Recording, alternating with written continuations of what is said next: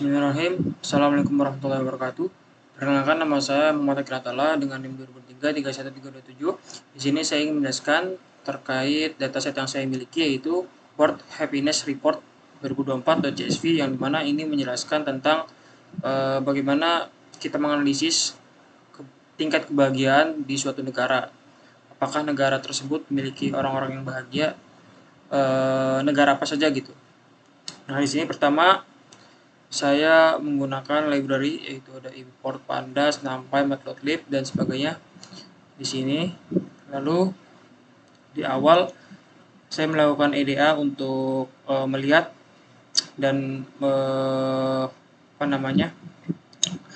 memilih-milih data, mengecek data apakah data memiliki missing value atau tidak. Nah, di sini dilihat dulu datanya.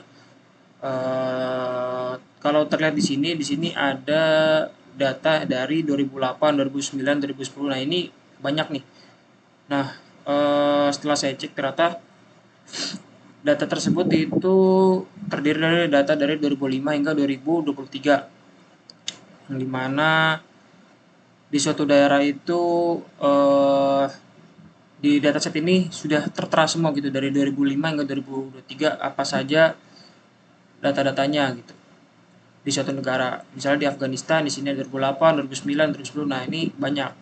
Nah, di sini saya menggunakan median atau mencari mean untuk mencari rata-rata dengan cara menghilangkan di sini drop column year. Jadi kita menggabungkan satu daerah, contoh Afghanistan, kita mencari rata-ratanya atau meannya. Nah, jadi kita dari 2005 hingga 2023 itu tuh meannya berapa. Nah, negara tersebut yang kita analisis nantinya. Maka di sini saya menghilangkan variabel year dan menggabungkan dengan country name.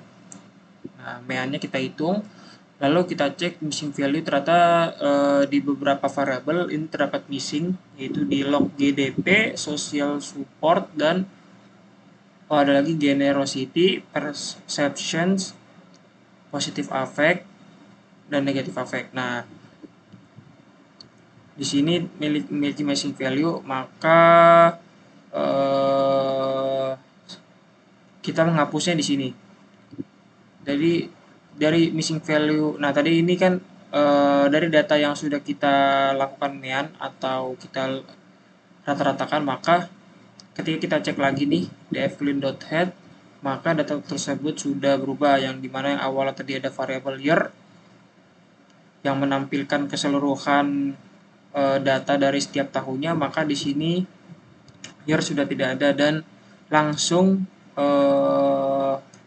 menjadikannya di sini country name, yang dimana data di suatu negara ini sudah merupakan rata-rata dari keseluruhan tahun agar mempermudah analisis juga nantinya.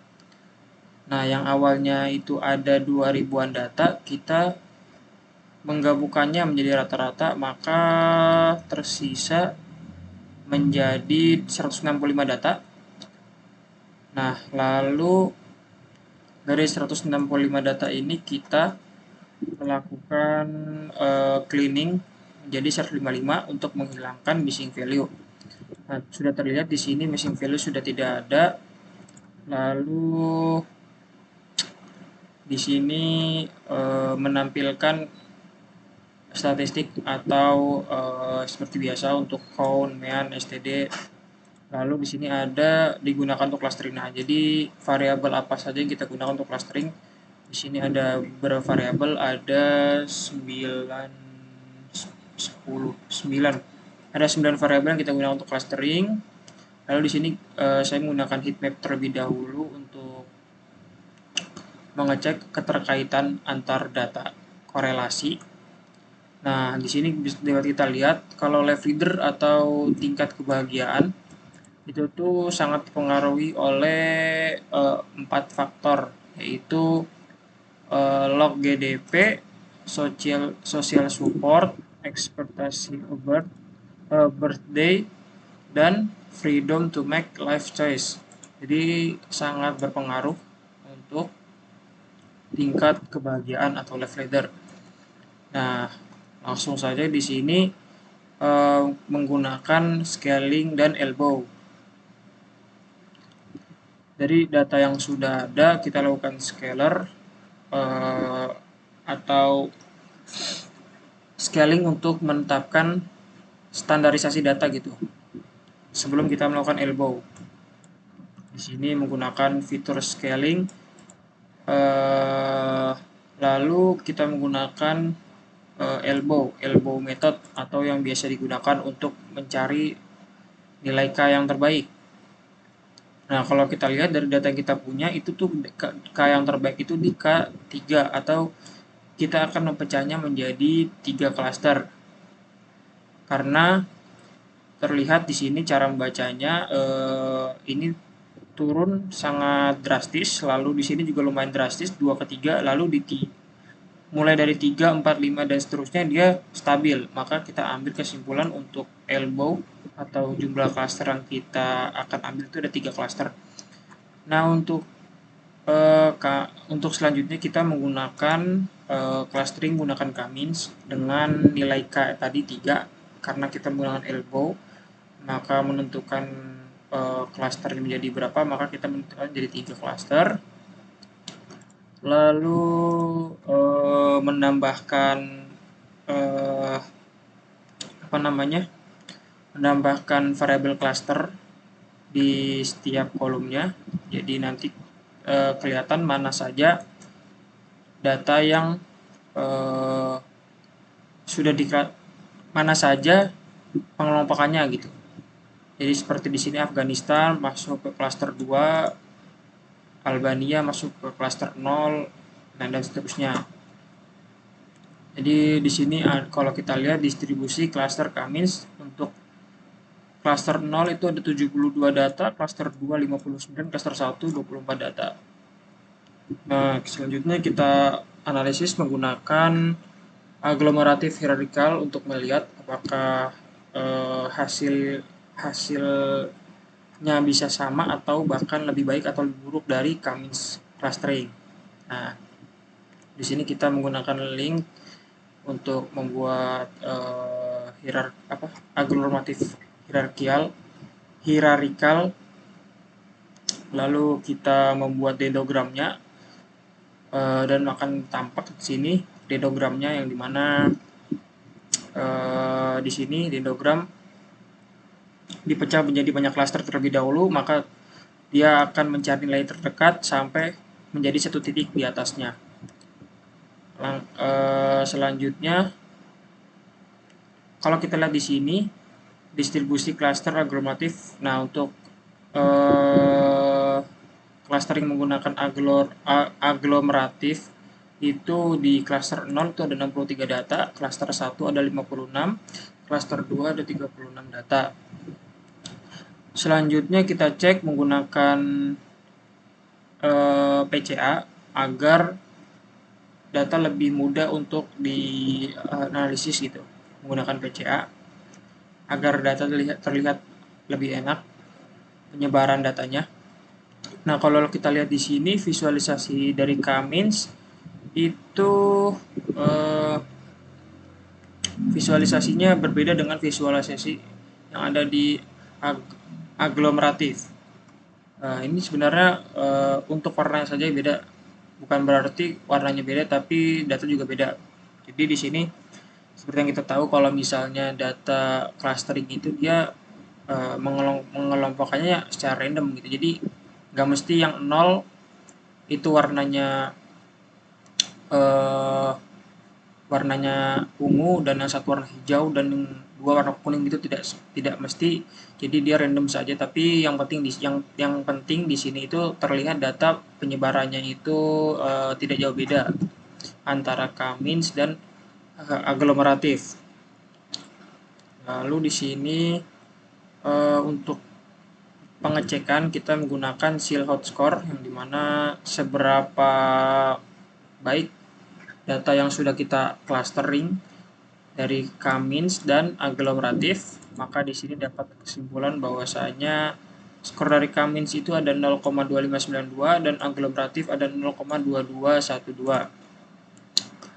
Nah, untuk penyebarannya itu di sini terlihat juga kan rata-rata dari clusteringnya, yang dimana untuk cluster 0 itu di sini data menengah ya, kalau kita bisa lihat tidak terlalu bawah dan tidak terlalu atas, di data menengah. Dan di cluster 1 itu data tingkat atas, yang dimana bisa kita lihat di sini data tersebut besar-besar, lalu di cluster 2 itu data yang sangat rendah atau tingkat bawah.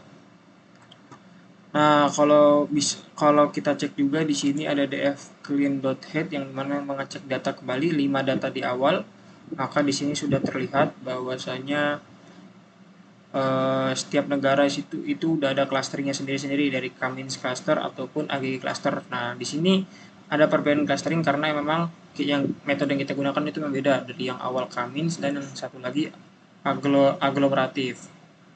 Nah, kenapa beda? Nah, karena yang seperti kita tahu metode yang kita gunakan beda. Yang satu nah di sini sudah saya tulis juga untuk Kamins clustering, dia itu menggunakan berbasis centroid atau titik tengah. Jadi dia menganalisis clusternya itu berdasarkan nilai dari titik tengahnya. Nah, untuk aglomeratif dia berbasis jarak atau linkage, jarak antar cluster. Jadi semakin dia mencari jarak terdekat yang akan dianalisis itu, yang akan dijadikan referensi dia. Nah, kalau misalnya yang Kamins dia tuh berbasis centroid atau titik tengah. Nah, mungkin selanjutnya itu penjelasan saja di sini untuk klaster 1 itu. Jadi untuk kesejahteraan tinggi, jadi dari hasil analisis tadi dikelompokkan untuk klaster 1 itu negara-negara yang memiliki tingkat kebahagiaan yang tinggi. Di sini dapat kita lihat dari log GDP 10,81, harapan hidup 69,78 tahun. Nah, ini merupakan yang tertinggi, dan dukungan sosial 0,92. Jadi negara-negara ini negara-negara maju yang konsisten mempertahankan tingkat kebahagiaan dan pembangunan tertinggi dalam jangka panjang. Nah, untuk klaster 1 itu data-data dengan kesejahteraan yang tinggi. Untuk klaster 0 itu kesejahteraan menengah, yang dimana isinya itu ya data-data dengan tingkat kesejahteraan yang menengah dengan variabel-variabel yang sudah kita tentukan tadi. Dia mengelompokkan data-data menengah, data-data dari tingkat kebahagiaan yang menengah. Lalu di klaster 2 itu kesejahteraan yang sangat minim atau negara dengan tantangan yang tinggi. Jadi negara-negara yang memiliki tantangan pembangunan terberat, ekonomi yang berat, dukungan sosial yang lemah, dan harapan hidup yang sangat rendah. Maka pengelompokan tersebut dimasukkan semua ke klaster 2 ini. Nah, untuk kesimpulan akhir, Shillhot score di Kamins itu lebih tinggi dari aglomeratif di 0,2592, yang dimana ini lebih tinggi sedikit daripada aglomeratif, menandakan bahwasanya Kamins menciptakan kelompok yang sedikit lebih padat dan terpisah untuk data ini. Nah, untuk Kamins itu berarti lebih unggul lah. Untuk kesimpulannya, untuk metode Kamins ini lebih unggul untuk menganalisis data yang kita punya tadi untuk tingkat kebahagiaan dari suatu negara. Mungkin cukup itu saja penjelasan dari saya. Kurang lebihnya mohon maaf. Wassalamualaikum warahmatullahi wabarakatuh.